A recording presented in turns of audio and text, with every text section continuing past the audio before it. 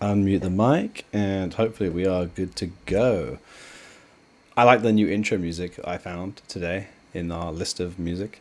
It gives me a kind of like early Doom vibes, I guess you could say.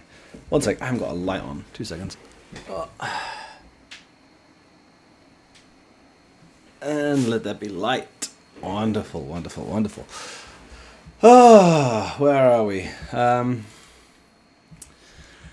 I guess we can just start off nice and easy. I'm upset with FaZe Clan because they just gave Heroic like 70 something VRS points. I think it was like 70 on the dot. And they would have been like right in front of us. They would have been like 4 points ahead of us if they lost. So that's upsetting. I have better expectations of you, FaZe, but I realize you're playing with a sub, and obviously Simple hasn't had full time to bed in, so yeah, I guess it's fine, but yeah, that's frustrating because it would have been quite nice to have a team that we can take over. And obviously now they've got another. Who do Heroic play in the last place? It's not the semi-finals, is it? They play Aurora. It must be Aurora, who they beat in the first match, I think. They must have beaten them in the first match, I think. Right? Am I going crazy?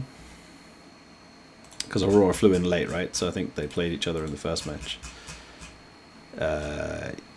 Yes, I'm correct. Okay, well, at least that'll be a fun rematch. But yeah, annoying that Heroic got some more points, because if they'd lost, they would have been eliminated and they would have been like 4 points ahead of us. And obviously going into the first stage of the major, which we both would have been, it would have been nice to have a team that we can sort of overtake. But still in a pretty good position. Could do with Game Allegiant beating Furia. That would be nice. Keep Furia down below us a bit more. Other than that, I think we're just waiting for the major now. Yeah, I don't think any of these teams are playing any events in the next week or so. Yeah, there's a few LAN events, but I don't think it's any of the teams right behind us who are playing in any of these. This is a weird event. Omen retakes Season 10 Finals, Porto, Portugal. Interesting. And Bad News Eagles is fully with their old roster again. Okay, I didn't know that.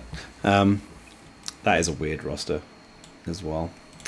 So many weird things happening these days. I just can't keep track of it all, really. The prize pool is weird. It's probably converted from euros, would be my guess. It's probably 4,000 euros, if I had to take a guess. Oh no, other way around. Yeah, it's probably 4,000 euros, roughly. That would be my guess. That's actually an interesting VRS point. Is obviously Valve, all the prize money has to go in dollars, so at some point they have to convert it. I'm assuming that when they converted it, the euro that was closer to. Yeah, it's been going down quite a bit, so that might be the issue.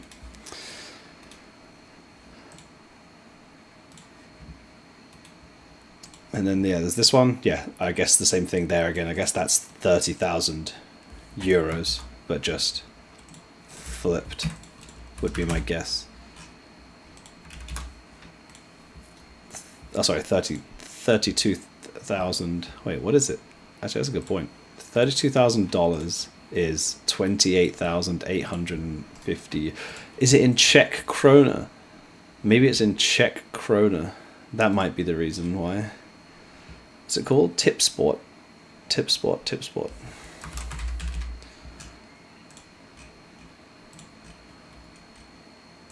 Has it started yet? No. What was it called? Tip Sport. Tip Sport. I can't even find it. 2025 spring, is that it? No, Conquest of Prague. It is in euros. It's meant to be 30,000 euros, which Liquipedia estimates to be 33,489 US dollars. But HLTV only recommends is 32,000, which I guess highlights a good point of VRS, is that you can win or lose a lot of points based on the currency conversion. Never even considered that as an issue, but most events are done in dollars, at least at the higher end. So like the bigger prize pools will always be in dollars, literally always. But I suppose there is a situation where there is a situation where some of these teams could be getting like quite a bit more prize money, especially at the lower end. Like some of these lower numbers, like getting like an extra $1,000 can give you a lot more points at this end than it can at this end. So this is an interesting thought process. I'm going to ask HLTV when they calculate their prize money. 1 second.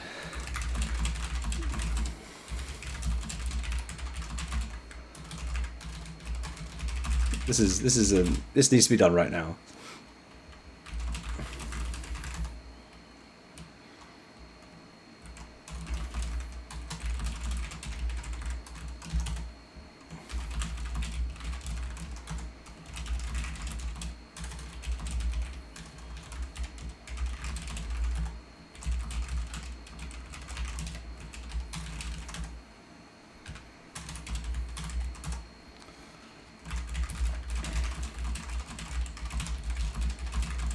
Sorry.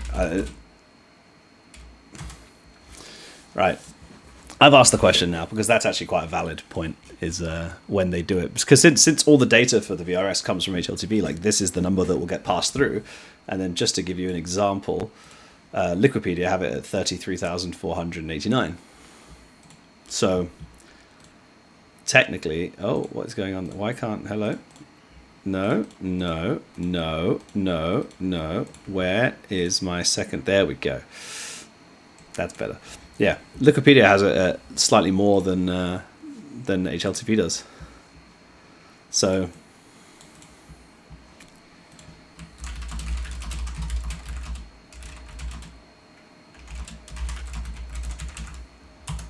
right.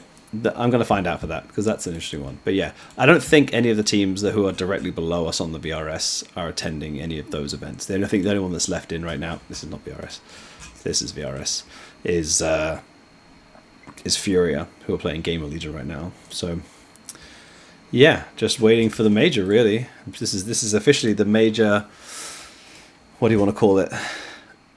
The major waiting room.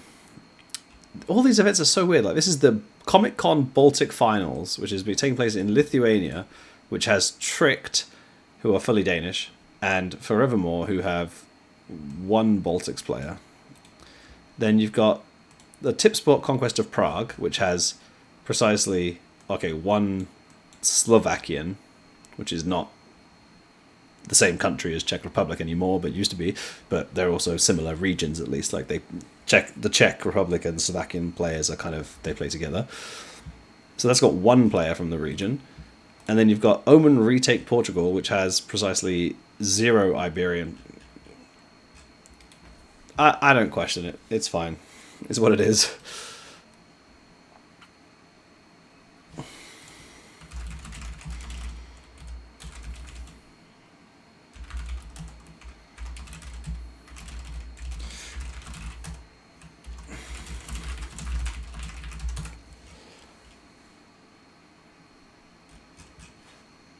So apparently it might be the announcement date, and there's some pretty solid logic to it. I'm just going to wait until he confirms that it is the announcement date.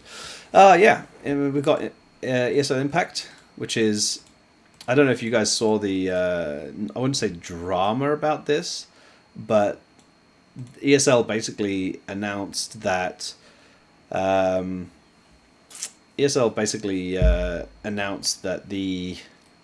the grand final, so the grand final in the playoffs, would be played on the main stage at IEM, which is good. That's a good thing. What they then subtly wrote, not in the sort of main part of the headline or anything like that, but lower down, was that every other match would then be not streamed at all in the venue, and the matches wouldn't be played on a stage. So I don't know if you guys have watched ESL Impact before, but typically, at least at the Dallas event, I haven't been to the other finals event, but certainly at the Dallas event, the Impact finals were played on a kind of mini stage in the arena, at least for the whole tournament, I think. So I'll see if I can bring up a quick VOD of some kind that can show this to you, just to give you an example.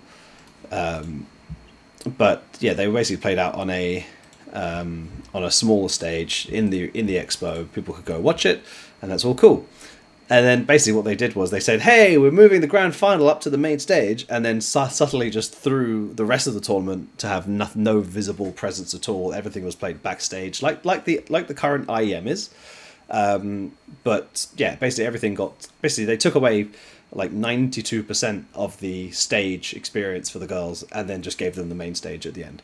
Which, for me personally, is a bit of a downgrade. Like, I think the idea that the grand finals on the main stage is something that always should have happened, and that always should have been instead of the show match before the IEM finals, like 100%. Like, I do not understand why people prioritize show matches over real matches if they can. And then, yeah, they basically took away everything. I think what they said, hey, we've listened to you, and then they announced that they're going to have like a screen that's showing the games in the expo. So basically they're streaming the games to the expo, and the girls are still playing backstage. So they haven't really fixed anything. So kind of messed up if you ask me. I feel like they've taken a lot away and not really given them much back in return, but here's what it is. And then, yeah, I mean, I guess Imperial Valkyries are still the #1 team. It would be nice to see the North American teams do a bit better this year. I know that at the last Impact finals, they really struggled. And I guess Furia are still the #2 team, I guess, along with... I haven't been watching too much. I know Nip Impact did quite well in the European stage, so I think they might be one of the better teams. Yeah, they came first of their group, I guess, in the other stage. So, yeah, they must be one of the better teams. And then... yeah, I couldn't tell you after that, really. But I'm assuming it's going to be Imperial Valkyries, probably Furia, and maybe Nip Impact. Although I saw that Nip Impact and Imperial Valkyries are in the same group. They don't play each other first, right? No, they don't. Okay. So yeah, this could be a fun one. I always like watching the Impact stuff when I can, but that I will say that is very rare because it's always during other events or when I'm spending time with my kids or things like that. It's not a priority, but it's something I try and do when I can. But yeah, I like to... I don't want to say I like to fight for them, because I don't, but like, if there's bullshit, I like to call it out. I guess is the best way to put it. So yeah, it is what it is. Where are we at then? Gamer Legion Fury is happening right now, and Gamer Legion already won up. That's good for me, I think. In an interesting quandary here, because to give you an idea, so Furia are right behind us, right? Furia are right behind us. If they win, they'll go ahead of us. But if they win, they'll take points off of Gamer Legion. And Gamer Legion are, what, 117 points ahead of us? And if we... Gamer Legion are not playing the major. Astralis are not playing the major. We assume. As far as I know, the visa deadline for the Blast Major was... Oh, my light just ran out of battery. Okay, let's turn on the other light.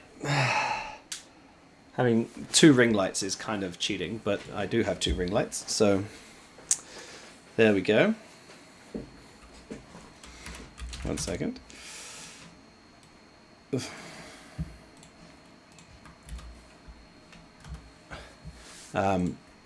Yeah, so... yeah, we have a choice, basically. So Astralis and Gamer Legion are not playing the major, which means, in theory, assuming Astralis don't get a replacement invite to the major, which I don't believe they will. I haven't heard of any European teams struggling for majors, but there's always like a rumor that someone is, but as far as I know, nothing concrete. And Gamer Legion definitely won't attend the major. So because they can't earn points anymore, having them lose points to make them easier to overtake is potentially better. Furia are still in Dallas, so if they win today, they will overtake us 100%. But obviously we can earn points in Austin that can overtake. I'd say getting through stage 1 will give us over 100 points. So we would overtake Gamer Legion by getting through stage 1. We could even overtake Astralis by getting through stage 1, depending on who we play and if we lose any matches. We will overtake Virtus Pro almost certainly by getting through stage 1. Bear in mind, Virtus Pro start in stage 2. And we could also probably overtake Liquid, who start in stage 3. So we could, at the end of stage 1, if we get through, we could quite easily be sort of up in the sort of 12-13 category. Obviously factoring in the Fury are stage 2, Mib are stage 2, Pain are stage 2. So Tyloo are with us in stage 1, B8 are in stage 1, FlyQuest are in stage 1, and one of these two is in stage 1. And then after that, it's like these kind of teams, I think, right? Because Saw didn't make it, Energy are stage 1. They didn't make it, they didn't make it, they didn't make it, they didn't make it. No. No. No, yes. Betboom did. Chinggis did, but I think Chinggis are the team that is having visa issues. I think Chinggis are not going to get their visas. And then it's like, yeah, OG. So like, so most of these teams are well out of reach of us, even with like a good major run, unless they're like making like stage 3 or the playoffs. Most of these teams have got almost no chance of overtaking us.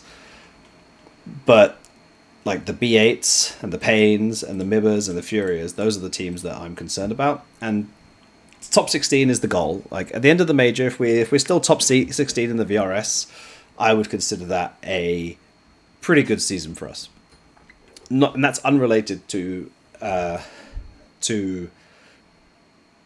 far we go in the major, essentially, because ultimately what we need to secure now is realistically just the rest of the season rather than a major win.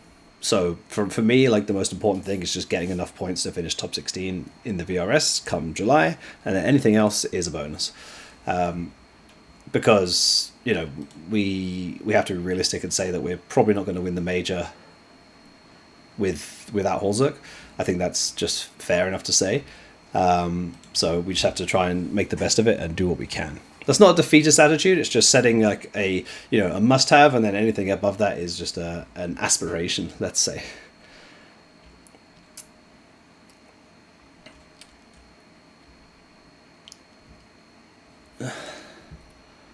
So yeah, that's. I guess we can quickly jump into that. Another week has passed since we last spoke about the team. Things have been going well. We've played against some good teams. We've played against some of the top Brazilian teams who have come over to practice. On Sunday, the Dallas teams arrived, so we've started playing against some of the Dallas teams pretty consistently for the last 3 days or so. I can see we've got some more again today, another 3-4 maps or something good. And then we're going to try and get tomorrow and Friday and Saturday and Sunday, we're going to try and just basically exclusively focus on the Dallas teams, either the semi-finals teams who aren't playing that day or the quarterfinals teams who have been eliminated on the semi-finals and finals day. And then on Monday next week, so on the 26th, JT flies out to Dallas, and he'll be on low ping for a week leading up to the major, because right now he's still playing on 130 ping. So yeah, it's the scrims have definitely been the scrims have been tough at times because I mean, if you have a guy on 130 ping just get killed because he's on 130 ping, sometimes the whole round can just unravel, and it is what it is. But for the most part, we've been playing well, playing teams very, very close or just beating them, which is promising because it'll only get better from here. But yeah, still a long way to go, because it takes a long time to adjust to having a new AWPer, because obviously, you know, Junior doesn't think the way Holzek does, and that's not a negative thing, but just a, you know, they think in different ways in terms of like where they want to be at what timings, and where they, you know, how they want to rotate, how they want to react to information, things like that. So it's just a learning curve, because obviously the AWP's placement can affect how the other players are placed and what they want to do, and yeah, it's just a bit of a learning thing, really. So the more reps we're getting, the better things are going, and we'll get there. So yeah, things are going well, and we'll hopefully get better very soon. Everyone will be fully adjusted for jet lag. JT is flying in over a week early. Technically, he is the only person who could could get rejected at the border, but he has a P1 visa. He's been entering the US for many, many years, so I don't foresee any issues because he legally has every right to enter the US.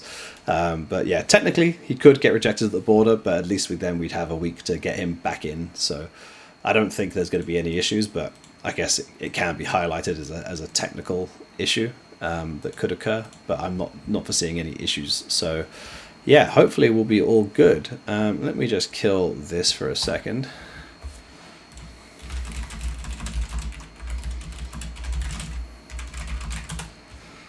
All right, kill this. Cool.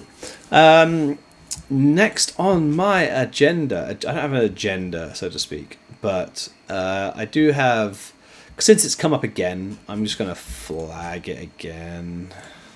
So, for those who were here last week, I went on a bit of a rant about how I think that it's kind of shitty and a bit shameful for teams to just be rejecting interviews all the time.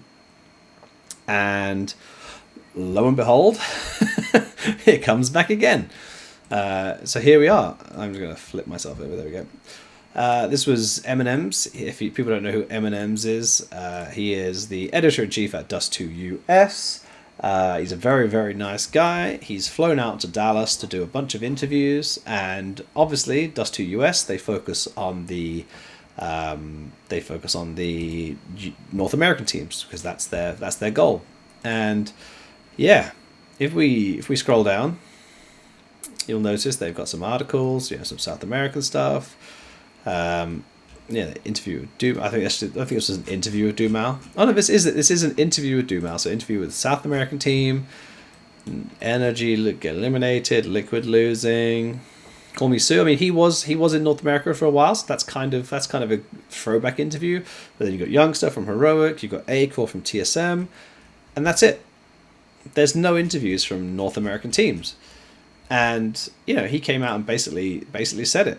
Just as an NA publication, it's definitely disappointing that we are unable to get interviews with either NA team. So just to clarify, he's talking about Energy and in this case Liquid. I wouldn't call Liquid an NA team, but they're certainly an NA org and they certainly have North American players and they certainly are North American in some ways. In fact, I think they even got a North American invite for Dallas. So I think that they did. They got a North American invite for Dallas. So I think that justifies it enough. So he's gone all the way to Dallas to do interviews for his US-based, North American-focused Counter-Strike, outlet, and he's gotten 0 interviews with North American Counter-Strike players or teams, which I think is just a bit shitty. And I'm not going to go into it. Like Daps has responded from NRG about some stuff, and they've got a bit of back and forth. I think the main thing is like note from HLTV. He's from HLTV, just to clarify, which is a sister site of Dust2, and he's actually came out and said that they asked for 3 players, and for three out of 6 players to decline an interview is pretty ridiculous, and I completely agree with that. I think that's crazy. I think that's pretty shameful, to be honest. And I just want to clarify, like, NRG are not the only team, and I'm sure this is specific to NRG, this question or this part. But like, NRG are by far not the only team. I know many more teams, and even some of your favorite and your biggest teams, like they reject interviews like 4 playoff rounds in a row when they win every single match. They just don't want to do interviews. Like, I think it sucks. I think it's disrespectful. I think it's like actively going to harm the ecosystem eventually, because more and more of this happens. Like when Jeff goes to his boss and says, "Hey, I want to go to Austin." And his boss just goes, "Well, why do you go to Austin? You don't get any interviews because no one wants to talk to you." And then it's like, okay, well then Dust2 US is dead. And then we have no outlet, and then we have no articles, then we have no one talking about us. And it's just a very slippery slope. And I think it's just really shitty. But, it's not my place to shame other teams necessarily, but I do think it's shitty. And, that is the potential situation that we'll end up in. So, rant over. It sucks. Do your interviews. It takes 5 minutes, and it's not going to really cause any issues. Like, you just got to let your ego fucking go for a bit. Anyway,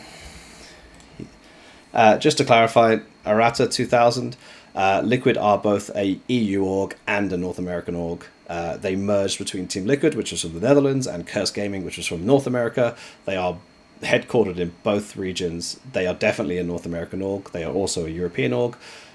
Historically, Team Liquid is known as a North American Counter-Strike team. Only recently have they gone European. But they are definitely an NA org. But you're not wrong, they are also an EU org.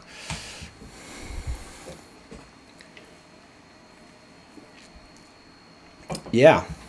What's next on the agenda? I I don't know if this is an integrity issue or if it's just something that really sucks. Did anyone see? So obviously last week we saw that G2 played with Taz instead of Hunter because Hunter didn't have a visa for whatever reason it was, with going to Astana in Kazakhstan. And I watched the HLTV Confirmed podcast with Prof, Striker, and Sponge. And I don't know if they actually outright said it. I can't remember to go find the article, the thing now. But they certainly implied heavily that essentially G2's management just failed to realize that Hunter needed a visa to go to Kazakhstan. Which, where are we? Which basically means that G2, if that is true, that would be one, woefully incompetent of G2 as management, or potentially Hunter himself, but I would put it on the management. I think it's the management's responsibility. If that is true, then what they've essentially done, unintentionally perhaps, is heavily manipulated is heavily manipulated the entirety of the Astana VRS, because they've gone with a sub and they've lost to Mibba, they've lost to Odic, and they've lost to Nip, which has given them probably like 100 points, 100 points, 100 points. I haven't checked, but essentially through if that is the case, through sheer incompetence, like just straight up incompetence, they would have given these teams like so many VRS points. And I'm well aware that they could lose these matches anyway, right? They could. Whether they would or not, I don't know. But it is like, it's just crazy to me how impactful like not having a player at an event can be. And I'm well aware, like, I don't want to throw stones in glass houses here. Like, I'm well aware that we are going to attend the Austin Major without Holzek. But I'm also fully 100% understanding that we did everything we could to get Holzek his visa in time, and this is something that we cannot fix. Like, we've done everything we can do. We did it as quick as we could do it. Like, I'm confident enough that there's nothing else we could have done. So yeah, obviously, people will say that straight away, like, oh, you're attending an event with a sub anyway. Yeah, I get it, whatever. I know we did everything we could do. Like, if you just didn't try and even get the visa, then that's very crazy. But then, now we've got, now, I mean, it's not the same situation, obviously, because Rain's wife is having a baby. That's not the same situation, but it is kind of doing the same thing, right? Where FaZe just lost to Heroic, which has given them a bunch of VRS points, which has now let them overtake us. Big, if FaZe had their full roster, would they have lost a close game that ended up in OT? Probably not, right? So it does beg to question, like, whether rules should be more strict around having a full roster going into events. And I realize that you can't be 100% strict, and I realize there are emergencies, and I realize there are things. So it's a very, like, it's a pipe dream kind of thing, because it's unrealistic to actually have. But I'm just throwing it out there because I'm curious, like, what other people's thoughts are around, like, the I don't want to call it the integrity impact, but I don't think it is the integrity impact, but it kind of has that same feeling when it's like, these things maybe could have been avoided and they weren't, and then other teams are benefiting from it, and other teams are losing out from it, and it's through no fault of their own necessarily. So yeah, it's an interesting one. Just thought I'd throw it out there and just see what people thought, because it kind of stinks to me. But again, I also don't think there's any clear way of resolving it without like being massively over harsh, or like there's no way of doing it without like just having a blanket rule, and the blanket rule would just be incredibly harsh. So yeah, it'll be an interesting one for sure. Oh, I just saw someone mention it. Here we go. Yeah, so I will say, like, you bring up a good point here, Praddy. So like, if I go to like the live ranking right now, like I'm well aware that G2 right now are probably the team that's feeling the worst about this, like because they've obviously lost a lot of points. Like I think they were like top five until quite recently. Yeah, like they've gone down for this. I mean, this core's only been here for what, a few weeks, but yeah, they were like sixth in April. They were second at the January, and obviously they lost Nico, and then they had Bucharest. They got back up again, and then they've gone down again. Like, if they keep this up, I think did they win today? Okay, they're playing right now. They just smashed 3D Max, but like they could easily be on a slippery slope where they start getting up down here, and like that will affect them because like let's say the major cutoff is in like October. It's probably reasonable to be the start of October. Gives them like a month and a half to get European visas, which should be possible for most teams. Then like if they're not in the top 10, like right now, like if you took the Mongols out, so let's say all the slots stay exactly the same for the major, like everything's exactly the same, then you'd need to be top 10 European to get a direct invite to the major. Like if they slip two ranking spots, or three ranking spots, I suppose technically because of the Mongols, like they would have to qualify for the major. So like G2 are in a pretty precarious position, knowing that they have to replace Hades, knowing that they potentially have a new AWPer coming in and a new coach coming in, and I mean everyone seems to believe they need more than one change. So if they've got to replace two players and then get back up to where they need to be, like yeah, G2 are definitely suffering as well. So I get it, but other teams are also suffering from it too.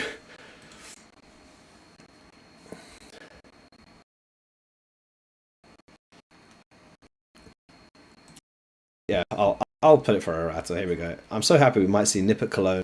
Uh, pretty. I don't want to say that Nip. Did they get to the semi-finals in the end, or did they? No, they lost in the quarterfinals. They must be right. Yeah, they lost in the quarterfinals to Spirit. But yeah, obviously, I think Nip played today, right? Did they play today? Yeah, they just beat Eklot. So they're playing CCT right now. Who wins in CCT will get them easily into Cologne because they just got what 11 points from that. They moved up to.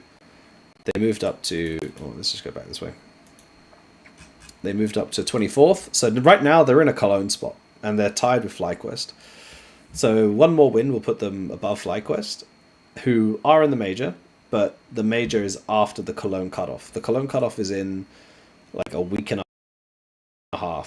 FlyQuest play thing before the major got eliminated from Dallas. I mean, some of these teams might play something before the Cologne major. I think I saw Ecstatica at an event. And Ents are certainly in an event. They're in one of the events too. So like Ents could easily make a jump as well. So like these teams here are in a very precarious position. I think Big are probably safe and B8 are probably safe, but like FlyQuest and Nip, like Nip will probably get above FlyQuest in CCT. So I think they'll be safe on the team right now. Is guaranteed for them. They're in a very. That's I guess this is what the stream is now. It's Cologne Watch, right? We're just waiting to see who gets the Cologne invite because the Cologne invite goes out on the 2nd of June. So yeah, FlyQuest 1265 points. I think they've been decaying at a similar rate to Lin Vision, so I don't think they're in threat from Lin Vision. And then it just comes down to which of these teams. So Energy just got eliminated from Dallas. I don't think GG How playing anything. I see Static or LAN events? We're ecstatic with these. No, different Danish team. Yeah, so N, a big problem for them. It's at 34, could definitely be a big problem for them. Same event. Danish team. I keep saying Danish teams, but it's not ecstatic. So yeah, they are. Is this? No, this finishes afterwards. So yeah, it's just these three events really that's going to cause trouble for. That's going to cause trouble for them. So it's Ents really. It's Ents at this event. If they get 3 wins against this caliber team, going from 11.25 to 12.60, 12.50 probably, maybe 12.30 before. Yeah, Ents could definitely make a push for Cologne. Ents could definitely try and take that spot from FlyQuest when it falls down. Interesting.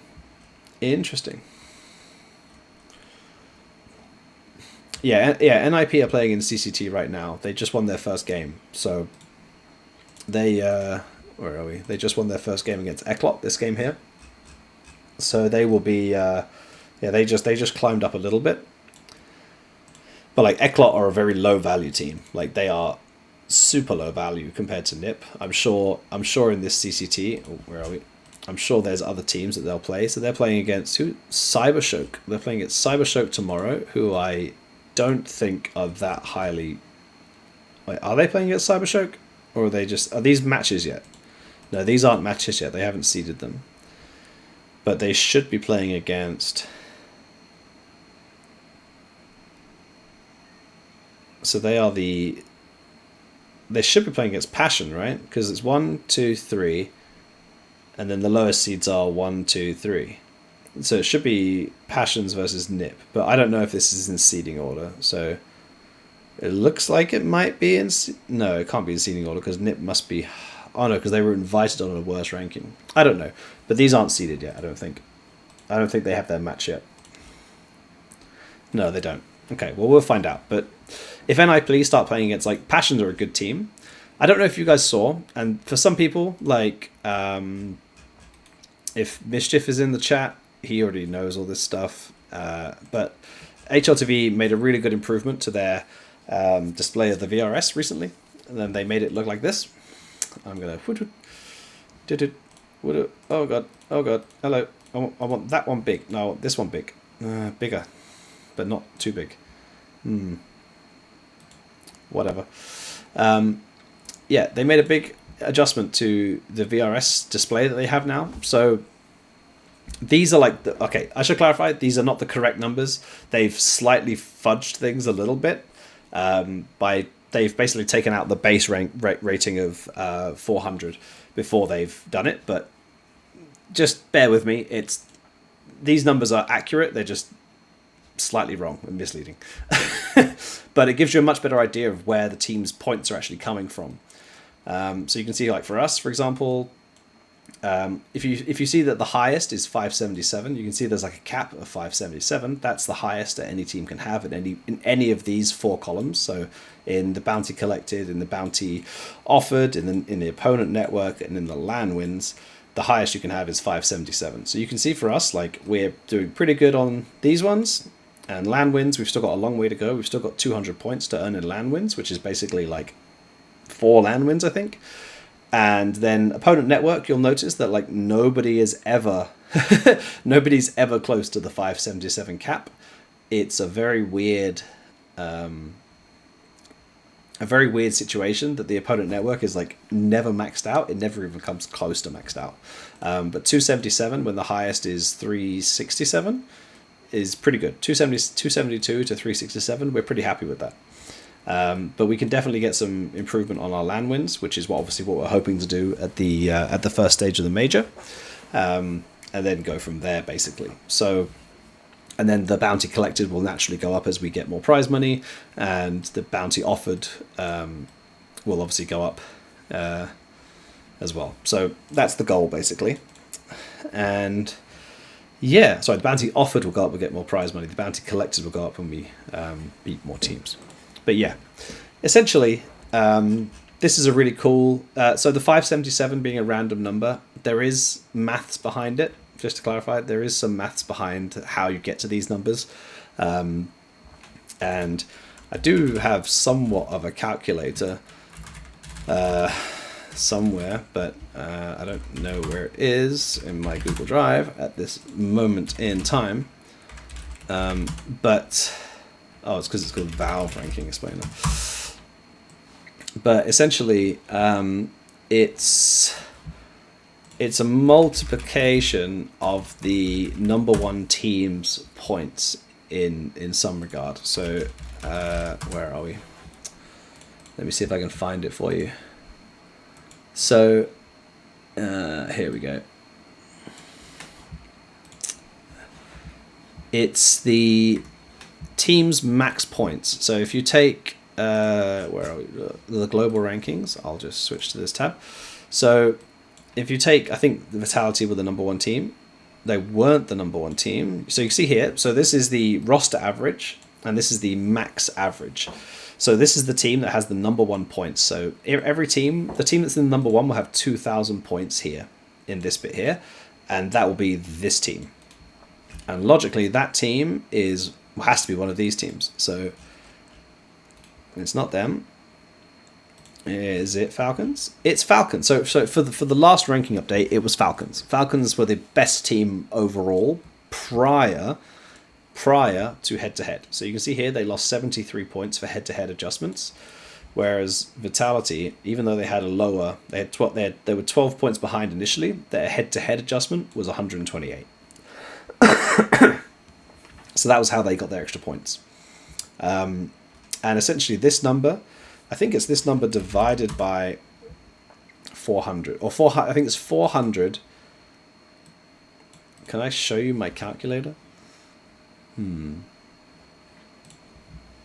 Let's have a look-see. Can I show you my calculator?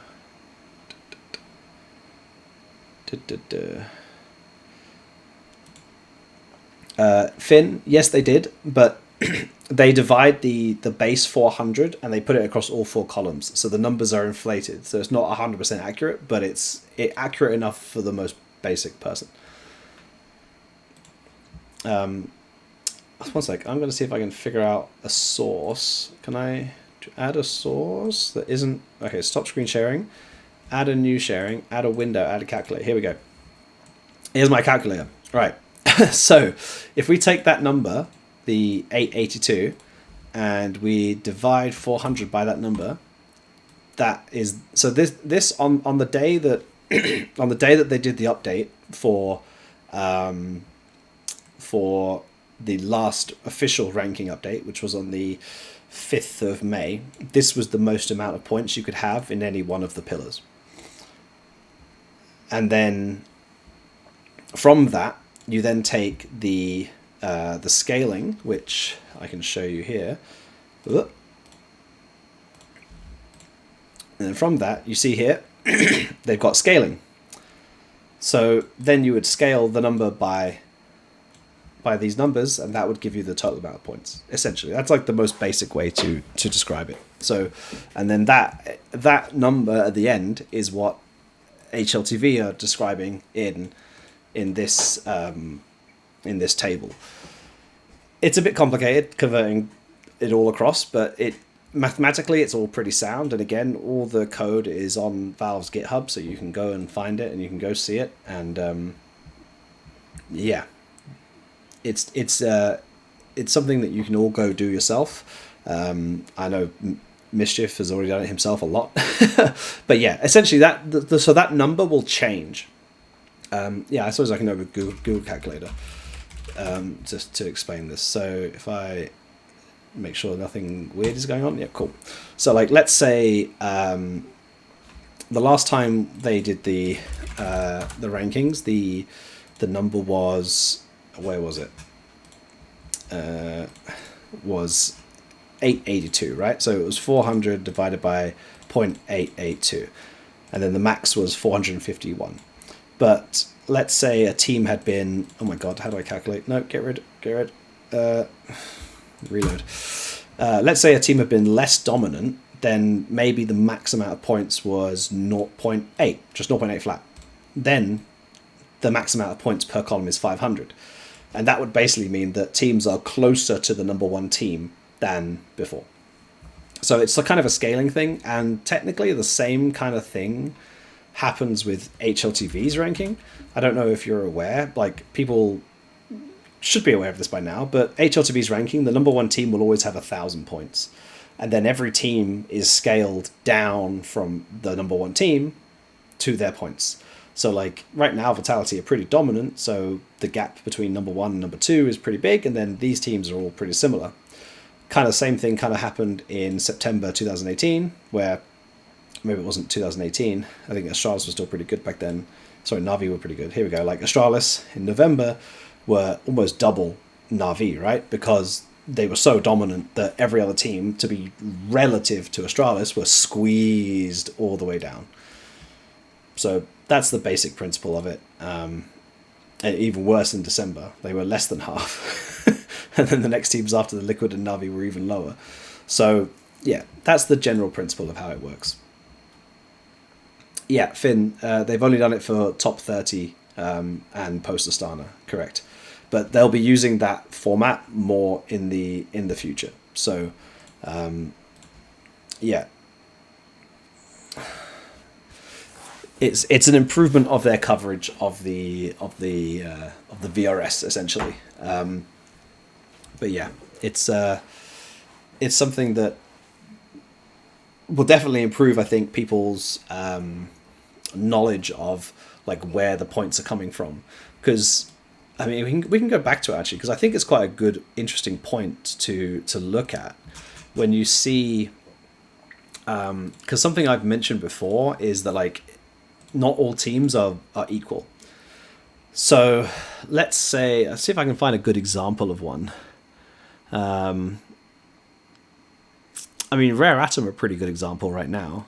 So Rare Atom down here, they have 546 points in this column, which is LAN wins. So when you beat any team on LAN, you get a LAN win. It doesn't matter which LAN, it doesn't matter what LAN, what the opponent is.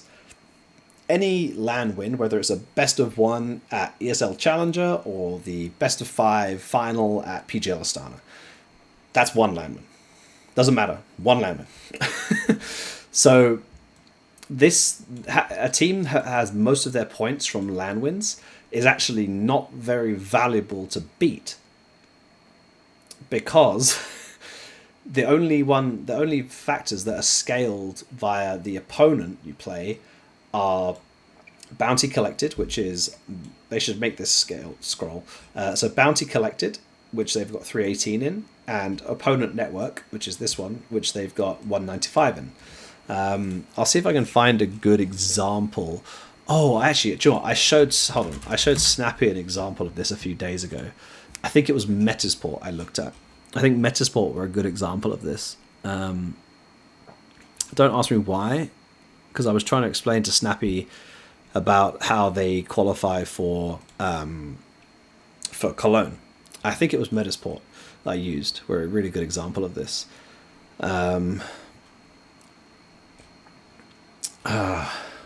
What did I show him? I guess this works anyway. So, simple thing. Ignore the age weight for now. Ignore this column. This column doesn't matter. So event weight is done by prize money, and that shows you this is the value you would have got from beating that team if it was a 100% event weight, and then the event weight then multiplies that number by that number to give you the actual value you get. And you can see here, like Cybershock are a 0.884 team, so they are almost 1.0 in that. Like, that's super high in opponent network.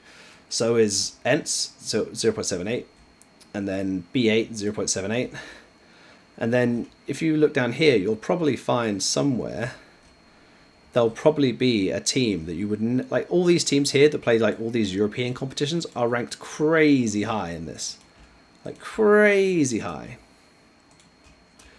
And then let's see if I can find another example, like Vitality. So they play against The Mongols. There you go. The Mongols are worth less in this column. The Mongols are worth less to beat in opponent network than all those top European teams, all those tier 2 European teams who play like all the European competitions. Like Liquid are worth less than all those teams. So even though Liquid are ranked higher, even though the Mongols are ranked so much higher, because their ranking points come from like LAN wins, they're less valuable to beat because they don't beat so many different opponents. And the opponent network, yeah, the opponent, you can't see, because I'm looking on the wrong one. Right, back to so Vitality. Let's have a look at Vitality quickly since we're here. So Falcons have a very high opponent network. When you beat Falcons, you get lots of value from beating them because of their opponent network. Right? So this is basically Falcons' value, and then this is the value that Vitality got from it due to the event weight being lower. And then you can then see that here, for example, the Mongols have 0.561, Liquid have 0.47. And then the example I gave was I went to Metisport, who are down, here. And you can see here that like they're playing Cybershock 0.844, ENTS 0.78, B8 0.8474, Passion 0.5, so they're a bit lower. BetBoom 1.0, Ecstatic 1.0, Gun5 0.737. So the point I'm trying to make is that beating teams who have the same amount of points on the ranking doesn't mean that you're going to earn the same amount of points from beating them, because their points can come from different places. And like I said, like when you get a LAN win, I don't think Metasport have got any LAN wins, so okay, they do. When you get a LAN win, you just get one. And then this is multiplied by the event, by the timing right now. This is just decayed, but this would be worth one. So it doesn't matter who the opponent is. But in terms of the bounty collected, which is this column, which is basically how much prize money they've got, and the opponent network, it matters where, like if the opponent has played lots of different opponents and won the games, and if they've earned lots of prize money.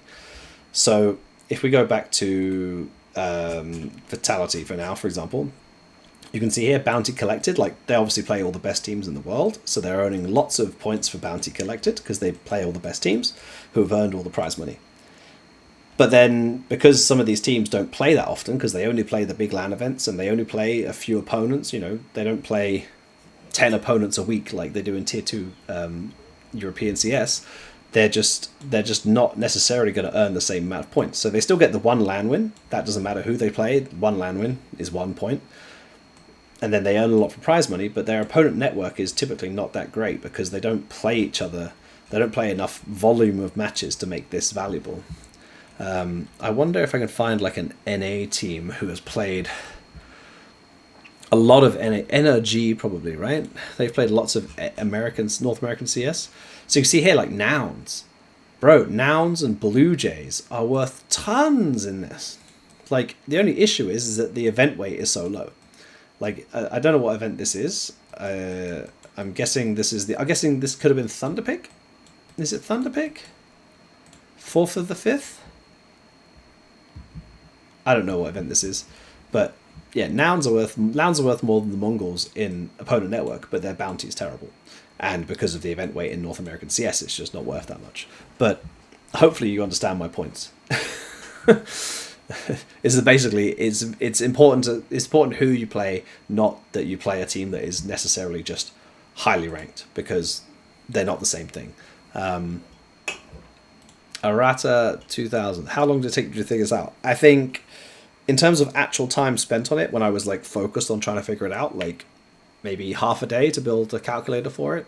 That at least probably, how do I say, serves my needs. It's not a predictor and it's not super complex. So like, I'm not going to say that it's like the final version or anything like that. Like there are much smarter people who have built much more complex ways of figuring this all out. But for what I need, it works. And yeah, it probably took about half a day. I got one little bit of help from a guy called Nick, who I don't think watches this stream, but if you know who Nick is, he's a really cool guy, and he helped me a little bit with some of the last numbers that I needed, because there was a bit of confusion about some scaling, but once we got that figured out, it was all good. Yeah, and yeah, Mischief, we are. I'm gonna get you on the show in like maybe over the July break. We're gonna go through. We're gonna do a TOR, which is the tournament operations requirements for those who are not fancy with the lingo, which is basically Valve's rules in terms of how third-party tournaments have to operate their events. And yeah, essentially there are a lot of tournaments that have either been allowed to be ranked that shouldn't have been ranked, or are planned and don't meet the requirements but are still planned to be played out. And yeah, it's a bit of a nightmare, really. So there's a big list of events that like should never have been allowed to be ranked, that just inexplicably were ranked. There's upcoming events that are, I think I didn't even get to the, what was it called, what was that big event they announced last week?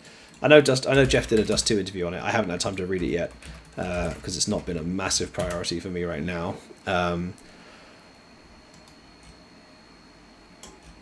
But what were they called? What was it even called? It had a terrible name. UGC, Global Domination Invasion, the GDI. That's right, GDI. That GDI thing I think doesn't really make any sense. There's some upcoming events where they're like seeding teams into playoffs, but they're not inviting them, so it's like an open bracket, but not, because if you're high ranked, you get seeded anyway. And there's Thunderpick, which doesn't meet any of the TOR. Like, yeah, there's a lot of shit going on. I'm sure me and Finn could go through like a full 2 hours talking through every single part. Maybe we will. Maybe that's the show in like July after the major or something like that. We'll see. You're not camera shy, are you, Finn? Just asking you out on a date. I haven't bought dinner yet. Sorry, I just saw an article which I need to switch to immediately because it seems interesting. Bestia CEO claims Blast have replaced them with Legacy despite visas being ready on Monday. Yeah. So I heard recently that Blast had set a deadline of today, so the 21st, for all visas.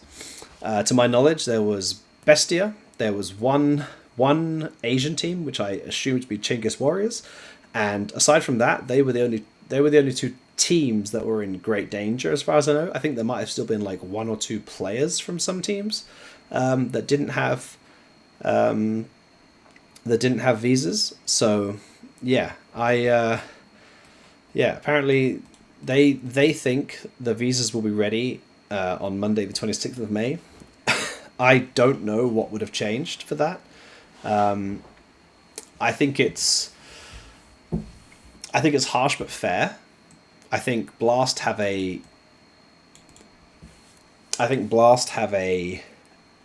entitlement, let's say, to know the teams who are attending their event and to get everything into place. I think that the teams who are playing in the event have the right to know who is participating in the event. Like, for example, like if Blast are going to reseed the group stage, if they're going to replace Bestia with Legacy, which would be the case if they wanted to, they would have to reseed because Legacy are ranked higher than Bestia, as far as I know. I think they would switch it by like 2 seeds on the lowest side. So I think Metasport and Fluxo would move down, and Legacy would take Metasport's spot, which means they'd play Linvision, and Fluxo and and Metasport would then play Wildcard, and Fluxo would then play FlyQuest, and things would all change. So yeah, I think Blast they have to set a point where they say enough is enough. What is Wednesday today? So there's 7 business days left before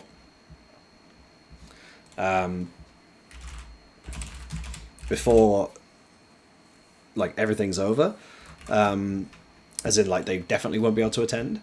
And I think that's a reasonable time frame to change everything over, to give all the teams enough of a heads up, like if anything's changing. It sucks for Bestia, it really does. like I empathize with them a lot if this happens, because it's not necessarily their fault. Like I'm not gonna say it's not their fault, because I don't know like how they've applied for visas. I don't know what they've done. Like supposedly they've been rejected multiple times. Like I don't know. Like supposedly it's because they weren't sure that the players would return back to Argentina afterwards. Essentially, what the US is saying is that they think that the players are just going to get to the US and then stay and just never leave because they don't want to go back to Argentina, which is definitely something I've seen.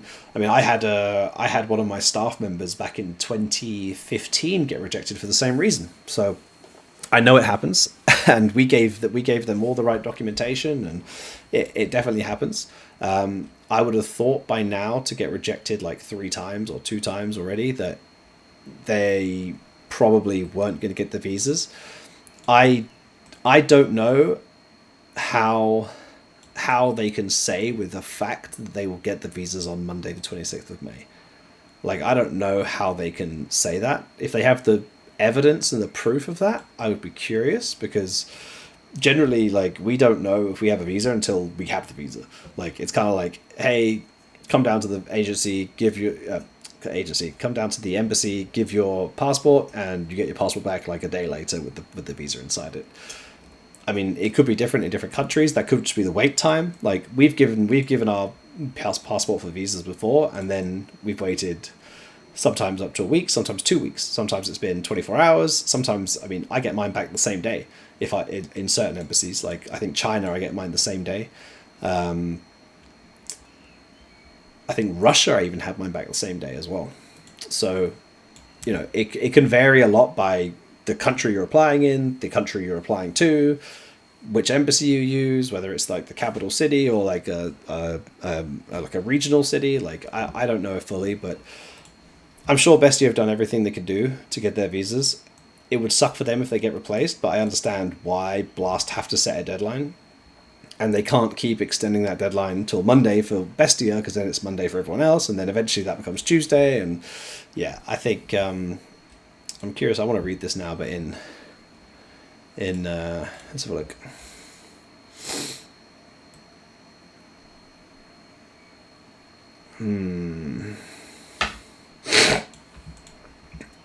I mean, this could just be a bad. Oh, next few minutes. Did they already post it then? Oh, I don't follow Blast TV. I don't follow Blast.tv, so I'm never going to see their post. Hold on.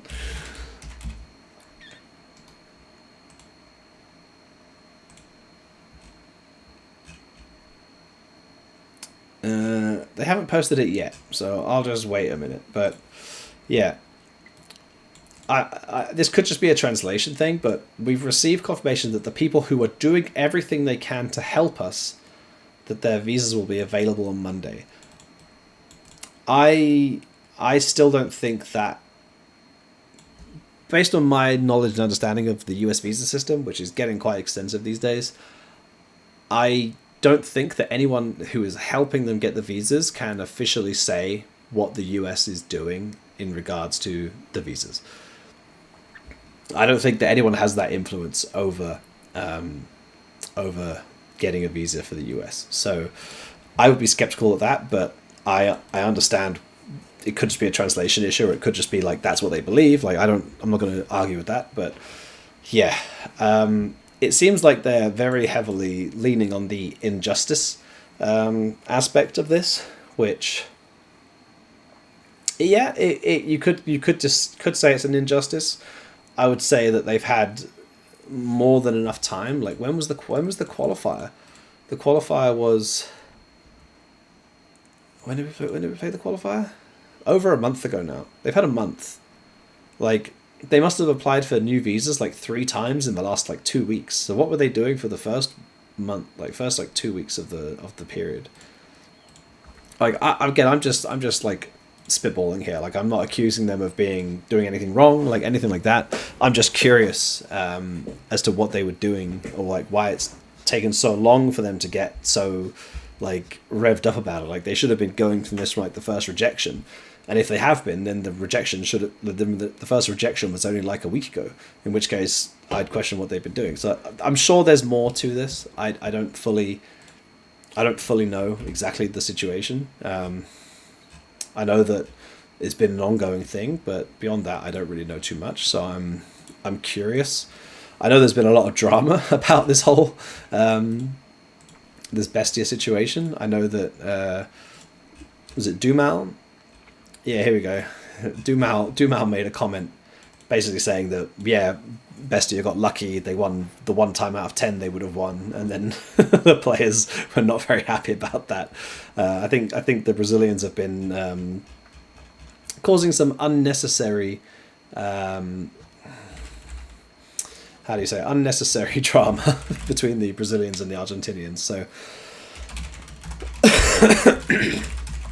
sorry about that, I had to cough. 1 second, 2 seconds. So yeah, I'm curious to see what Blast are saying. I'm refreshing their Twitter to see if they actually post anything. They haven't done quite yet, but it says next minutes, and that was posted 3 minutes ago. So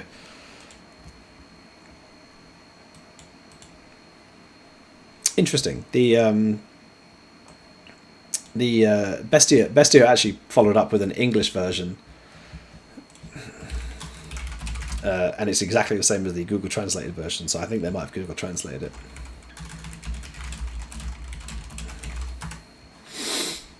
Oh, now I want to wait until Blast post. I think this will be. I think it'd be interesting to see what they say. Kind of curious now. We'll close this for a second. I'm just going to check in on the results quickly. I'm literally now just stalling until I see the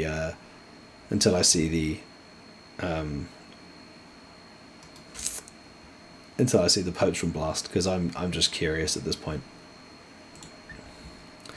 Just open up for an AMA, like spam out some questions, ask all your questions, get out off your chest while we wait for this news to come out, because we might as well be here when it comes through.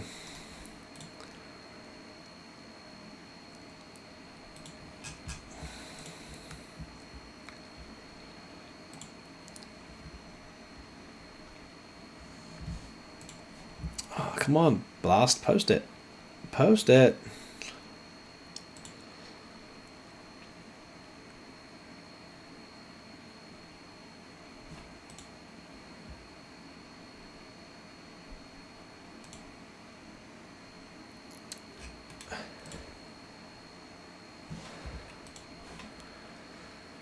Do I play poker? No. Do I understand poker? Yes. Have I played poker? Yes. Do I play poker? No. I guess that's the best way to describe it.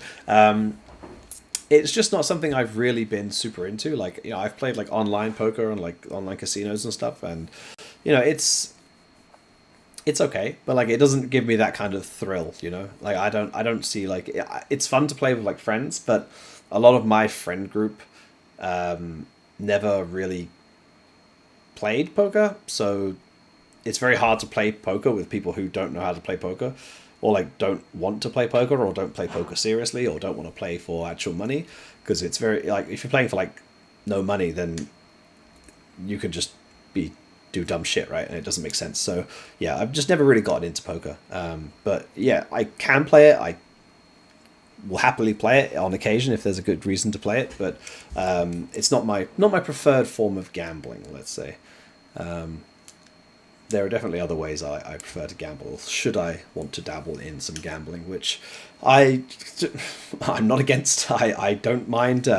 Legal regulated gambling is completely fine with me. Anything that's not legal and not regulated is a complete no-go for me. So there you go.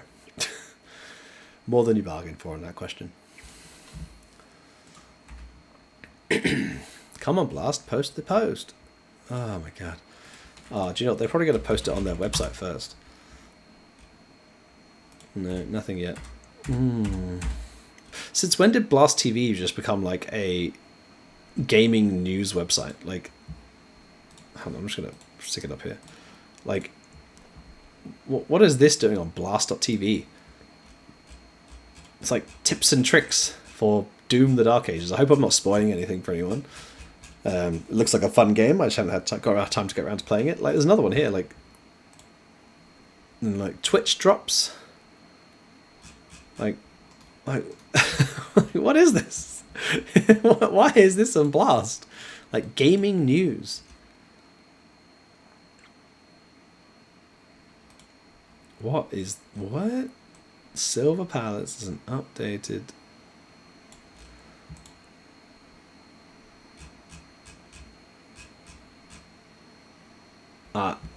Sure. Sounds good.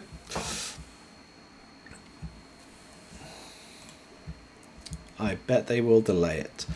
I don't think they will. I think if they've made the decision and they've informed Legacy that they're getting the slot, I think that's kind of the end of it at this point. I don't see why they would change that now.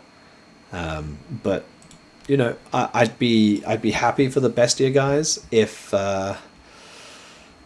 they do get the slot. I think yeah, I would. I'd be happy if they do keep the slot. If they do generally have the visas, then they deserve to have the slot. But I would. I'm definitely skeptical, and I know that Blast at some point need to. They do need to have a. What would you say? They need to have a cutoff. So yeah, I think. I think Blast will probably go through with it, but it is what it is. Do pro players, coaches, and on-air talent, or anyone else in esports make linked? I mean, I have a LinkedIn profile, but guess I'm a bit different to that. I know some players do. I know Lecro. I think it is actually. I think I have Lecro. Yeah, I do. Lecro is on my LinkedIn. We're connected. I worked with Lecro back in North and in Godsent, so we've worked together a few times now. And he posts on it. He actually like updates all his stuff and like who he's playing for and things like that. It's quite cool. It's like a nice little history page for him. But yeah, he's one of them. I don't know if there's that many other players that have LinkedIn profiles, to be honest. Some of them will do if they've had it like before they transition. They might have like a more business orientated one. But I wouldn't expect too many pro players to have a LinkedIn, just because most of them come in from such a young age. They have no previous business reason to have a LinkedIn, so they probably just don't have one. And I don't think it's that valuable for individual pro players to have LinkedIn, because they either have a team or an agency who's negotiating for them. So any business deals that would come through would most likely go through one of those two entities, and therefore having direct contact to players on LinkedIn is kind of irrelevant. Arata 2000. What game is the most profitable to be in today? I mean, I'm going to be honest, I couldn't tell you. I think it depends a lot on the team you are, the region you're in, and the sponsorship availability you have in the game you're referencing. So I think CS teams could be extremely profitable, if you are like an underdog team that is performing very well. So you're not paying like insanely high salaries. You don't have like a Zaiwu or a Nico or someone like that on your team. So you're not paying like insane salaries. You're paying like reasonable salaries. You're owning some of the rev share. You're qualifying to both majors, and you have a massive fucking gambling sponsor. Then you're probably making a profit. You're probably really, really happy. On the flip side, like, many games don't allow any kind of gambling sponsors, so that like removes a lot of the profitability or sustainability from their regions, from their games. But at the same time, their salaries are also a lot lower, so that can make it a lot more a lot more reasonable as well. I would guess that no game without like a partnership program is remotely profitable. Outside of maybe some games that are associated with EWC. Blast did it. Cool. Let's go to that straight away. Oh, they've only announced Bestia. So that makes me assume that Chinggis Warriors, if it was them, do have visas for the major. If they set the same deadline for every team as today, that would make me assume that every other team has visas.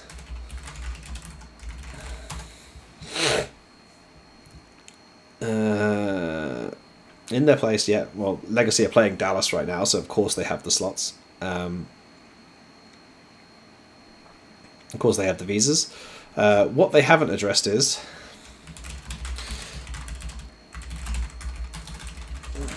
Stage 1 seeding. Will the matches be reshuffled? Reseeded, or will Legacy just slot into Bestia's seed? I don't think it matters too much because, well, it doesn't matter to us, but it's just, I'm just curious.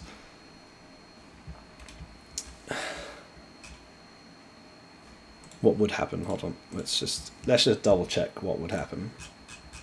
So share this tab.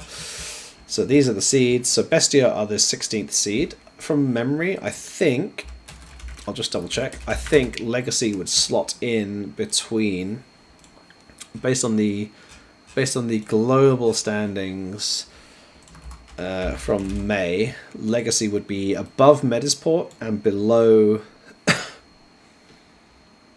Energy. Yeah, above Medisport, below Energy. So Medisport would go down one. So Medisport would play Wildcard. Ooh, that would be interesting. Medisport would play Wildcard. Fluxo would play FlyQuest. And Legacy would play Linvision. If they reseed, Metasport would play Wildcard, which would mean that this guy would play against this guy. And I don't know if you notice, but these two guys look oddly similar. And their names are also oddly similar. I don't know if it's the first time they'd ever play against each other, but it would certainly be... hold on. I need to... how do I get them both? I need to share the whole window. Hold on. I need to share the whole window. Window... I've got to share my whole Chrome. Crap. Right. I don't know if you realise, but this guy and this guy look really similar, right? Look at that. And they have the same names as well. So, yeah. This is annoying. So, yeah. If they... Okay, Legacy just messaged me saying the stage 1 will be reseeded. Or at least the manager from Legacy just messaged me that. So, yeah, it looks like Susp and Adam B will play each other. That's pretty cool. The two twins. Just to clarify, Susp and Adam B are twin brothers. So they're now going to play each other. Which I think is pretty fun. I need the Vivaldi browser. Bro, like, I got Chrome like 10 years ago. I haven't been able to migrate off it. I know it's not the best browser anymore. It might not have been the best browser to begin with. But it is what it is.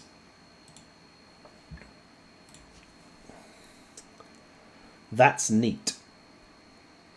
Slova, you talking about the Susp and Adam B thing?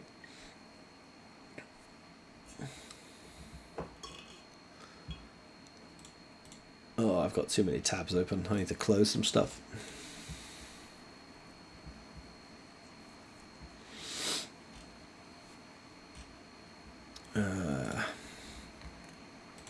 Slove on LinkedIn. Slove is on LinkedIn if anyone wants to talk to Slove.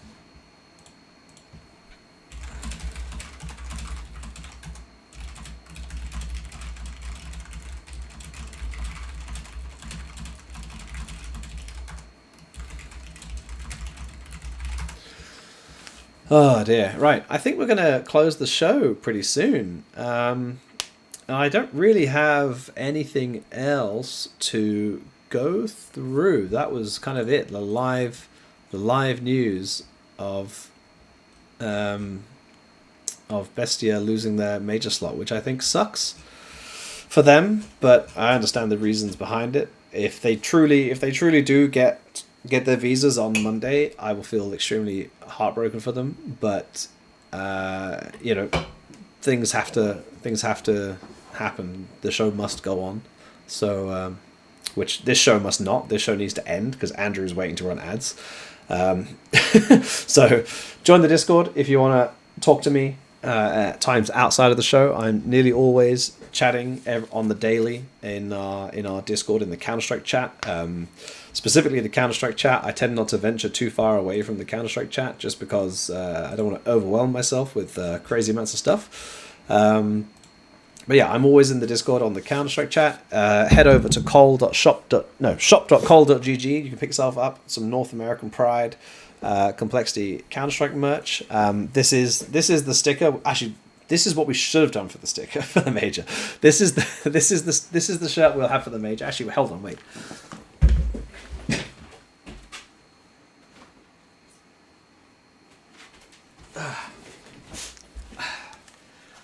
I actually have my suitcase with all my clothes, so you can pick up yourself a Complexity 2025 jersey, complete with without my name on it. But you can pick yourself up a Complexity 2025 jersey. You can actually, I don't even know if we're selling this anymore. We might have some stock left of these. I like these. These are pretty cool. They say Complexity on it. You can get red with black text. You can get black with white text, and then we've also got the major sticker shirt, which is this one here. Look at that. Boom. No, that's the wrong side. It's inside out. That's why I can't find the freaking logo. It's inside out. Boom. The Complexity sticker for the major. Look at that. All of that on shop.cole.gg. Now I need to repack my suitcase. But yeah, you can head over to the store and grab that stuff. Support North American Counter-Strike. We're doing our best to represent, and we will do interviews at Austin. Guaranteed. There'll be interviews after every game with pretty much every outlet. Maybe not every outlet, but pretty much every outlet. Certainly the main focus ones. HLTV, Dust2 US, whoever there is, they'll get interviews. So yeah, see you guys next week, which is that the last one? Oh, next week is the last one before the Austin Major. So I think next week we're going to do a Austin Major Stage 1, not pick'ems. Maybe the stickers are released by next week. That'd be nice. We're gonna do a Stage 1. Do you know what? We're gonna preview the whole major next week. That's what we're gonna do next week. We're gonna predict every single matchup in the major. Oh, I am, and you guys can shit on me for it. And we're gonna go through the whole major. And we're gonna crown a winner of the major. So, and we're gonna do it legit. Like, if I genuinely think we're gonna lose to a team, I will put us as losing. We're not gonna fuck around. We're not gonna be like, oh, I'm gonna win the major. We're gonna do it properly. We're gonna predict who wins the Austin Major next week. That'll take like half an hour. I'm sure there'll be some fun news next week, some fallout from Bestia and everything else.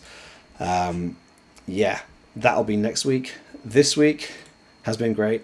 Thank you for tuning in and sticking with me for all the drama and the ranting and everything else. Head over to the shop, join the Discord, and that's it from me. Peace out, everybody else. Have a great week. Have a great evening, as always, if you're in Europe, and have a great day if you are in North America. Have a great... don't be watching this if you're in Australia or crazy. And yeah, see you guys next week. Thank you very much.